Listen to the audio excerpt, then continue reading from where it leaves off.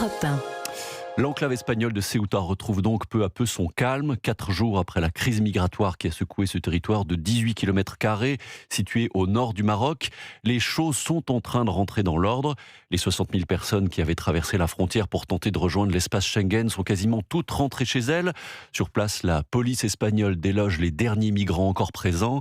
Les images de cette traversée de la frontière ont été commentées dans le monde entier, sauf au Maroc où aucune réaction officielle n'avait eu lieu, jusqu'à hier soir où enfin le gouvernement s'est exprimé, Alexandre Blanc.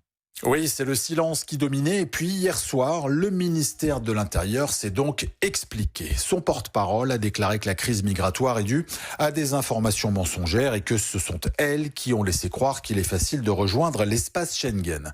C'est la première fois que le gouvernement marocain réagit. Depuis que 50 000 personnes ont rejoint Ceuta jeudi, le Premier ministre est parti entre-temps en vacances. Le roi Mohamed VI ne s'est, lui, pas encore exprimé. Les Marocains, quant à eux, s'interrogent sur les réseaux sociaux. Pourquoi ce silence alors que 72 personnes sont mortes noyées en mer, selon un dernier bilan, pendant que le roi fêtait jeudi et vendredi les 27 ans de son règne. D'un côté donc, ces célébrations à seulement quelques kilomètres de l'enclave espagnole, de l'autre, des milliers de jeunes en tongs et en short essayant de franchir la frontière. Les Marocains attendaient des éclaircissements, c'est en partie chose faite, alors que samedi en Espagne, c'est le roi Felipe VI qui a pris la parole pour apporter, a-t-il dit, son soutien aux habitants de Ceuta. Alexandre Blanc, correspondant d'Europe 1 à Casablanca au Maroc.